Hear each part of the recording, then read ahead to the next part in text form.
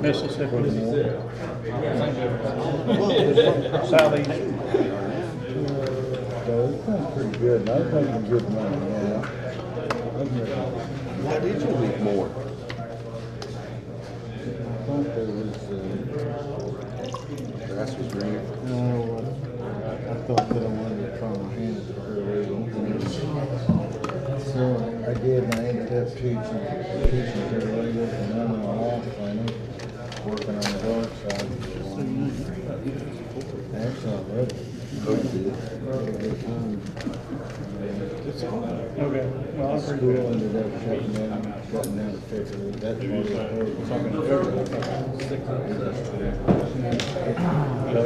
So the school ended up shutting down? Yeah.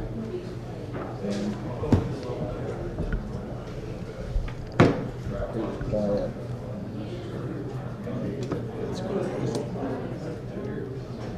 So then did you come back? So at that point, did you go to the sheriff's department? Well, I went to the investigator for the medical board. No, I have not. Oh, well. Doing drug diversion investigation. That was, It's for Donna. That's like a big, That's huge, really. Yeah. And we don't have anything from the sheriff's office.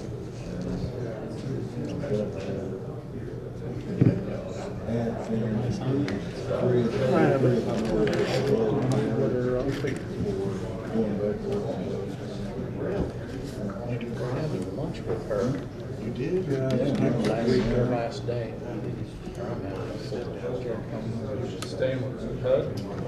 She's staying with HUD. She's just transferring. They're transferring. Her kids or grandkids or something are in Mississippi.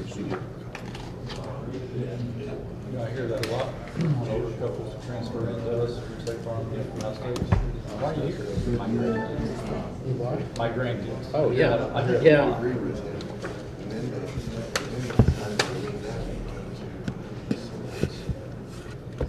We got a new family that just moved in this last week in our neighborhood. He moved here for that. His kids and grandkids were here.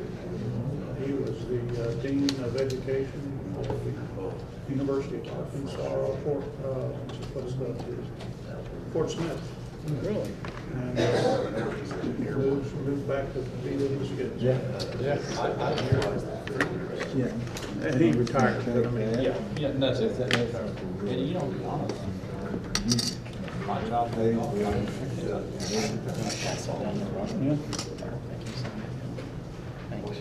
he loved it.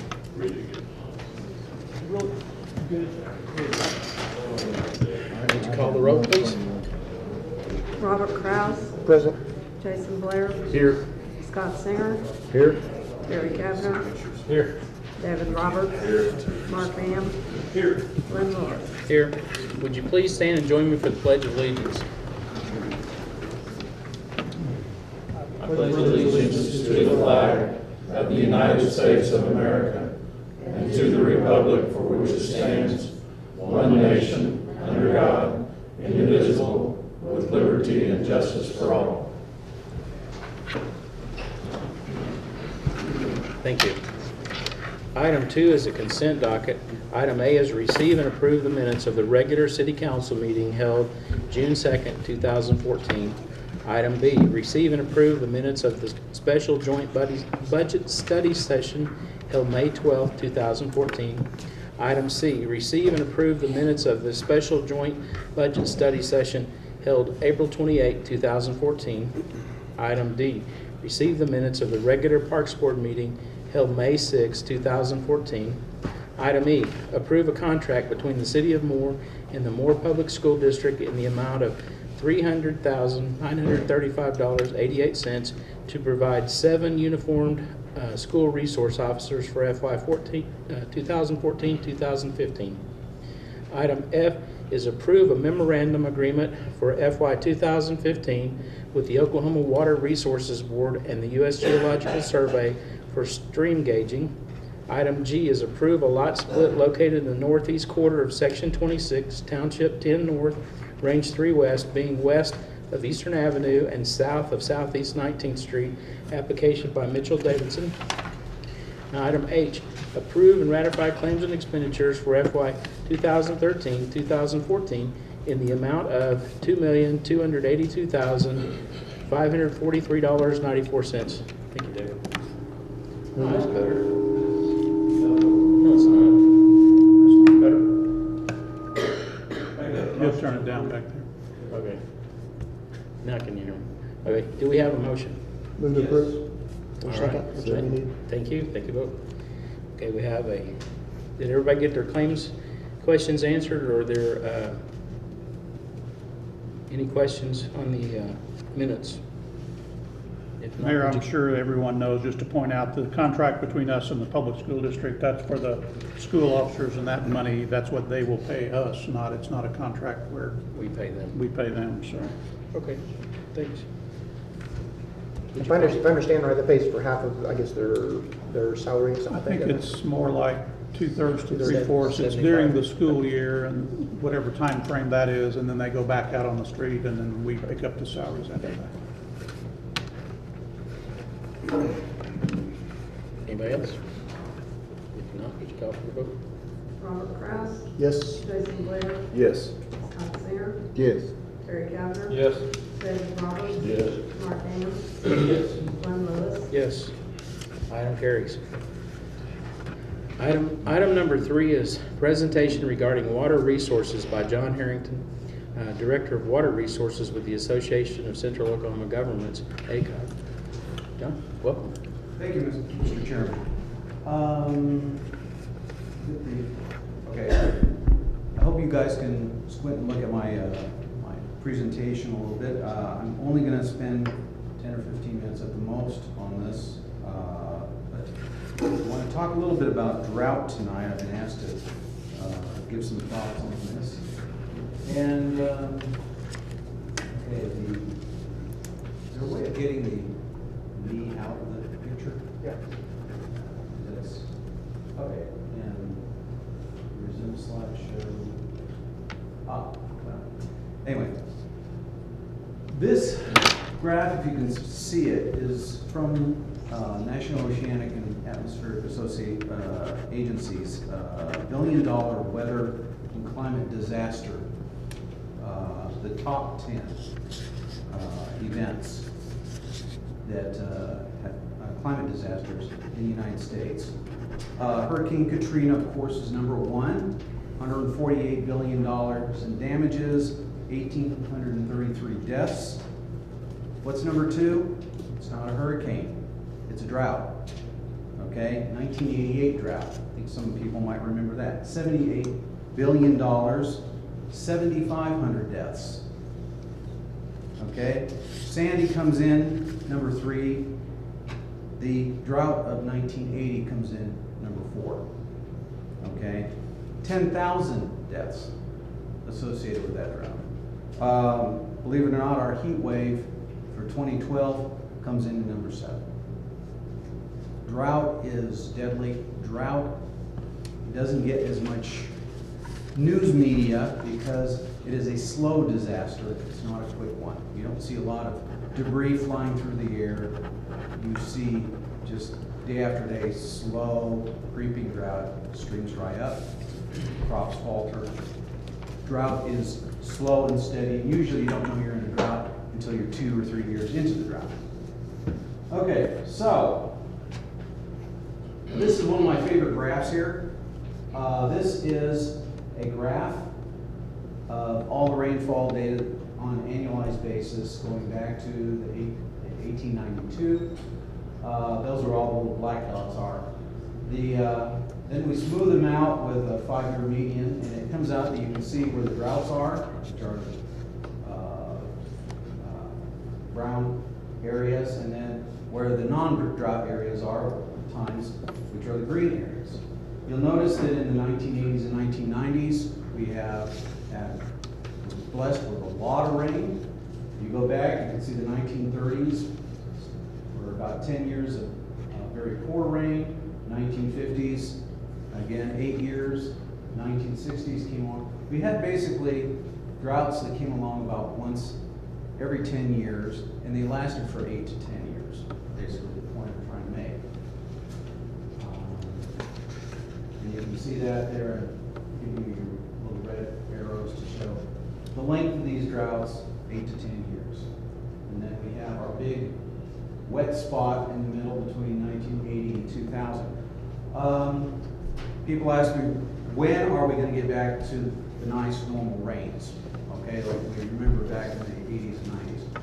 The answer is your grandchildren probably will enjoy that. I don't want to get too technical, but it has to do with what we call the Atlantic multi-decadal oscillation, which basically means the Atlantic Ocean warms and cools, warms again. It has about a 40-year period, okay? In the 1920s to 1950s, it was warm. We had the droughts. In the 1960s to the 1985-90s, it was cold. We have heavy rainfall in the Great Plains. You see at the very last picture there, the Atlantic is now very, very warm, and thus probably we're going to end up getting a lot more drought. And this is probably going to stick around with us. In other words, what I'm saying is that there's a new normal, okay? Actually, it's an old normal. It's your grandparents' normal, okay? We're talking about the normal of the 1950s and the 1930s in terms of drought, okay? We're going to have to get used to it. Okay, bringing a little bit up to date, as far as here and now goes. Where are we right now in terms of drought? We had a very nice wet year last year. So you'd think that right now we would probably have progressed in terms of drought areas. Well, that little chart, which you probably cannot read, so I'm going to read it to you. Very extreme drought, which is the red column, we call it D4. Currently, there's 17% of this state that's in extreme drought. Last year at this time, it was 11.2%. If we just go to moderate drought throughout the entire state, 1 year ago we were at 50%, we're now at 88%. This is with a relatively normal year of rain in between these two times. What we're doing is we're going, again, our droughts are not, the drought is not improving. Every year it's getting a slow grind, worse and worse and worse. And if you look at the climate graph that I just showed you, we're probably in about year 4 of an 8 to 10 year drought. Okay, so we're not going to get out of this for probably another 4 to 6 years. Right now, we're finishing up the rainy season. This is a very busy graph. Basically, it shows the rainfall pattern on a monthly basis. May and June, our numbers 1 and 2 in terms of our precipitation. May was a real bust. Quite frankly, it was one of the 12 driest Mays that we've had on record. June is coming in probably about normal. If we're lucky, we might get blessed with a really nice wet July like we did last year, but there's nothing in the cards at the moment that shows that we are going to. At present time, we should be having about 17 inches of rain, and we've only clocked in at 12, so we've got about have a 5-inch deficit. Usually by the 3rd or 4th week of June, the spigot turns off and we really get into summer mode. So I doubt if we're going to get a 5-inch rain between now and July 4th. And then groundwater levels. Since I'm a groundwater geologist, I have to turn on the groundwater. We did not recover. We're on a slow decline. This graph right here is from the beginning of the drought until now, until present. And we've declined about 3 or 4 feet at the Spencer station, the Spencer Mesonet station. But you'll notice that usually we manage to recover in the winter and spring. We did not recover this year. So more than likely, we're probably going to see new ground in terms of groundwater levels. We'll probably drop about another 2 feet over the summer. So, final conclusion slide. Drought is expensive. Drought is a subtle, slow disaster. We don't think of it until we're really in it. The Dust Bowl era drought types are likely to dominate over the next couple of decades. So when you come to your water planning, I would suggest you think about what your grandparents were doing. They valued water, they put in infrastructure. All you have to do is just go look at the CCC types of work projects. They were all devoted to infrastructure, and most of it to water-related infrastructure. Long-term drought is continuing to impact Oklahoma. And finally, we need to develop a drought lifestyle, which again, go back to your grandparents. They developed a drought lifestyle, and they valued water, and they also knew what the price of water was.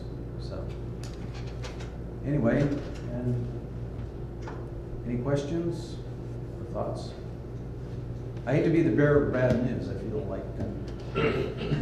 What do you think that a drought type lifestyle? What do you see? I know it's not all necessarily gloom and doom, but just people as far as changing some of their habits, and what are things that we as a community can expect? We get the majority of our water from Oklahoma City, so we're tied to them. So what does that look like for the average person? Okay, I'll just do my personal experience. When I went to college, I was at the University of California, Davis in Northern California during the summer of 1976. We saw 400 days of clear blue sky.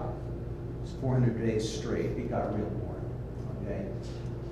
In Marin County, you could not fill up your swimming pool. As a matter of fact, a lot of them turned into skateboard rinks for the summer. You were not served water in restaurants. You pretty much, if I remember right, there was pretty much a ban on outdoor water during the summertime. Now, what we need to do is start thinking about, okay, do we need green lawns all the time? Maybe we can let it go during August. Do we need to conserve and start thinking about low flow toilets, low flow shower heads, start having incentives to do stuff like that? Yes, I think that's probably one of the things.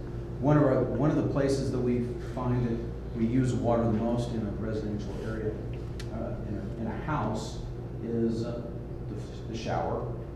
And as a matter of fact, I've seen advertisements where you have like showers with 6 shower heads blasting you away. Although it probably feels good and you come out really clean, but they also tend to be huge water wasters. We can get by with a lot less. You can start thinking about, and there's been a lot of talk about reusing gray water. In Europe, that is commonplace. In the United States, not so much. We need to start thinking about, can we utilize some of this water that we're already using? Stuff from the dishwasher and the laundry doesn't contain, it contains some phosphorus, soaps and stuff like that, but it can be utilized again. It could possibly go in there. Stuff like that we need to start thinking about. And not only as an individual, but as a community, where can we go? How can we educate the citizens to think a little bit more water wisely? Also, if you are going to water, if you insist on watering, timers, and rain-sensitive timing. I've seen a lot of times where it'll be actually raining, I'll be driving down the street and I'll see somebody actually still watering. Usually it's a corporate type of environment. They'll be watering anyway. And this is the kind of stuff that we need to stop. We asked John to come and just to give you all, as well as the citizens through the cable, just an update on this. There's a significant amount of discussion in the community, I think, out there with regard to this, and we're trying to make our citizens aware of the water conservation measures that are currently in place, which is the standard odd-even system that has been used for many years. As Mark mentioned, we are tied to Oklahoma City with regard to, really the entire metro area is tied to Oklahoma City, but we are, as far as contractually with regard to conservation measures that they might need it to implement based on the water levels in the reservoirs. So we've have posted some information, I think, as late as today or maybe Friday with regard to the website that Oklahoma City's established for water conservation, and encouraging our folks to take a look at that. Peter, do you remember the address? It's a weird name. Anyway, there's a squeezeeverydrop.com. Is that right? Yeah. So take a look at that out there, squeezeeverydrop.com. We need to conserve water as much as we can to be good environmental stewards, but also, frankly, that will save the city money with not having to purchase water from Oklahoma City. So. Thanks. Thank you. Appreciate you coming down. Thank you, John.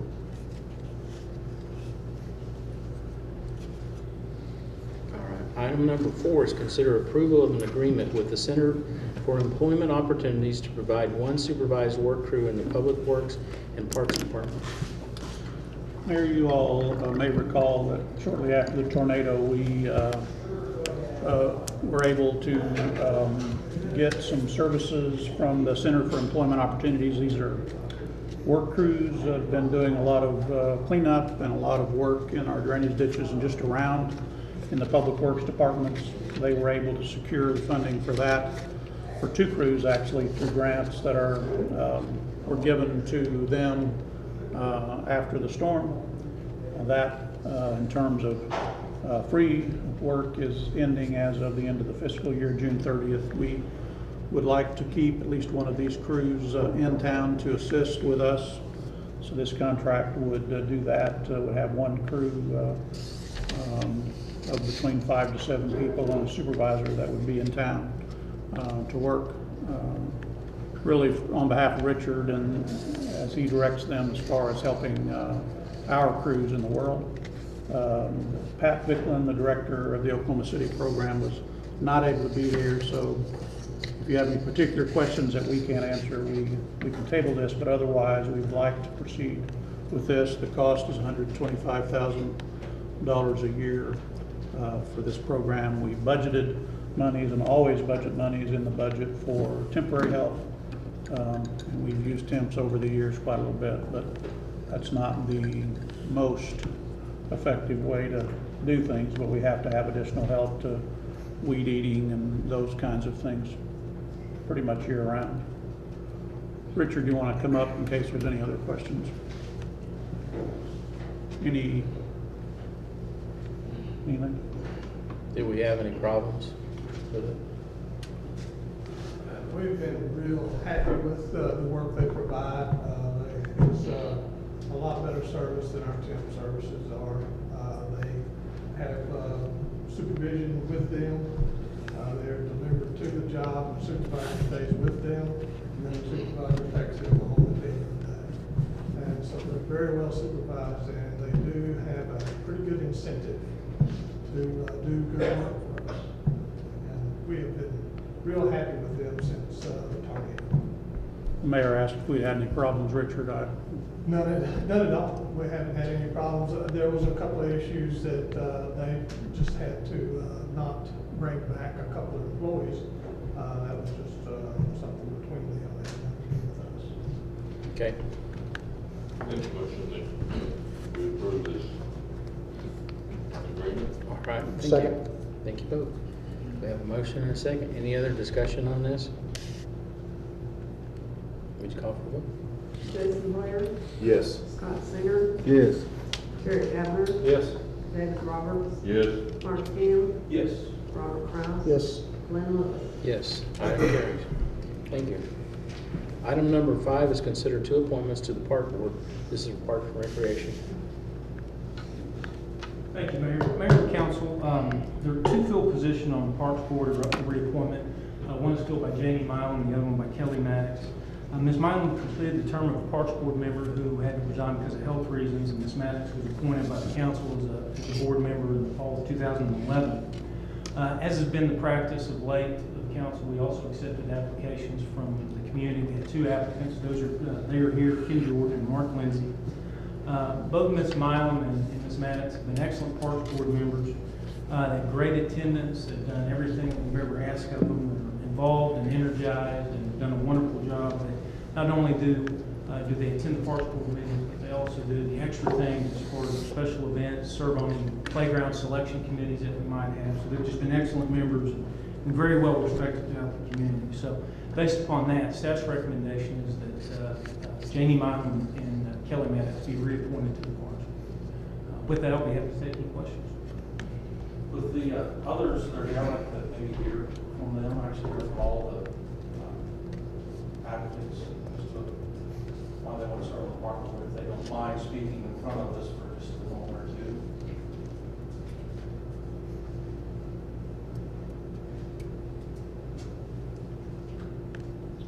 Is that okay? Yeah.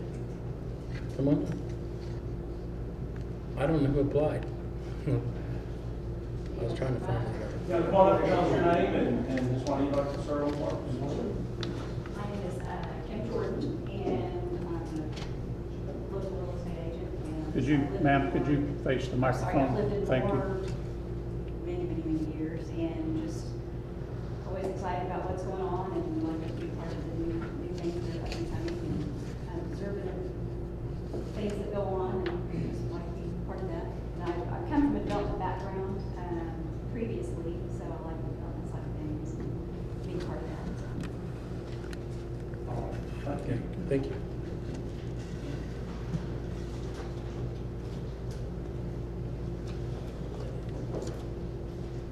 Thanks. My name's Mark Lindsay. I don't know, I spend a lot of time in the parks, and I enjoy it. I mean, I've seen on the website what they're doing with the Little River Park, and I think it's going to be an awesome opportunity to watch the park grow. I'd like to see that, they maybe more handicap friendly, and bicycle friendly as well. I ride a hand cycle, and it's pretty low to the ground, and I had a friend that rides one that was recently run over by a vehicle, backed over, and crushed his pelvis, and I really don't want to get around cars. I think, I've ridden at Buck Thomas Park and at the Veterans Memorial Park as well, and the Veterans Park is nice, it's new, but some of the sidewalks are pretty narrow, and, I'd just like to see that they keep it bicycle friendly. Okay. Thank you. Was there anybody else? Oh, go ahead. Yeah. Kelly, go ahead. Mayor, council, city manager. I just wanted to express my gratitude for having had the opportunity to serve this last term on the Parks Board. I've worked a little bit with the Master Planning Committee prior to that. And actually my interest in parks goes back well beyond that. We have now 5 generations in the city of Moore, so we have a long history here as well. And going back even to the days of kids play when our park system wasn't quite what it is now, my family was a sponsor of that. We've had a long history of having that interest in being involved. And I'd like to continue that. I think we've got some constructive things going. And thank you to our citizens and everything for having voted for the GO bond that's going to allow the city to continue to develop.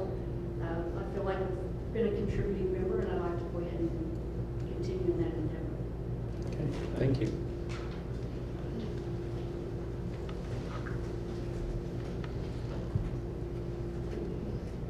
Good evening, Mayor and Council. I'm Jamie Milam. I live at 410 Garland in Moore.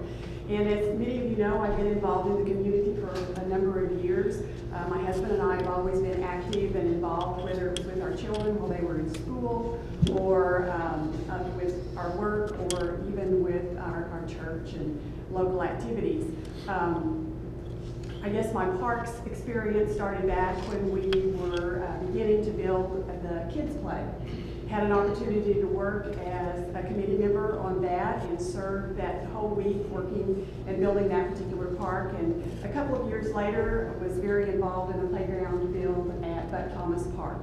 I have other activities within the city that I've been involved in, but most recently, another former city council member and myself served as the co-chairs for Our Parks, Our Future Vote Yes. So we were very actively involved in looking at what our city could do for our citizens to provide an excellent opportunity for quality of life. And I think that all of those things culminate into wanting to continue to be a part of the Parks Board. I know I've only been there a short period of time, but would like to continue to see what we can do to provide quality of life for our citizens, to also be able to have opportunities for our citizens to have places to gather as a family, to have opportunities for outside events that would help with our economic development as well. So I would like to continue to be a member of the Parks Board. Thank you. Thank you. I'd just like to say, I appointed both these two ladies to the Parks Board, and you guys approved them, and they've been involved in the $25–30 million project that we started a few months back, and I would just like to see them continue this, not that we can't find positions for you guys on something else. I'd like to make a motion that we accept staff and the mayor's recommendation and reappoint the two members who have been serving, Janie Milam and Kelly Maddox. Okay, thank you. Thank you. And I would just encourage the other chaplains that apply. Thanks for your interest. And I just encourage you to come to Parks Board meetings. I promise you that you'll have an opportunity to be heard, and your input talks to a great leader and we've got a great Parks Board, and they'll listen to you. And just keep watching the website. There'll be other opportunities to serve in some capacity. So thank you guys so much for coming and expressing an interest in being a part of the leadership. We have a motion and a second. Would you call for the vote, please? Scott Singer, Yes. Terry Campbell. Yes. David Roberts. Yes. Mark Ham, Yes. Robert Kraus. Yes. Jason Blair. Yes. Glenn Lewis. Yes, item carries. Thank you. And thanks to everybody else on the Parks Board too. I know you guys, you hear it all, the good and the bad and the ugly, and I just appreciate you so much because you guys have to deal with it before it gets here, and I do appreciate that. I know it's a hard job, so, but thanks. I know it's a rewarding job right now, so everybody wants to be honest. It's all good. All right, with that being said, item number 6 is consider approval of an agreement with Gano Coleman CPA PLLC for preparation of sales tax audits. Mayor and Council, this agenda item is requesting that you approve this agreement with Mr. Coleman.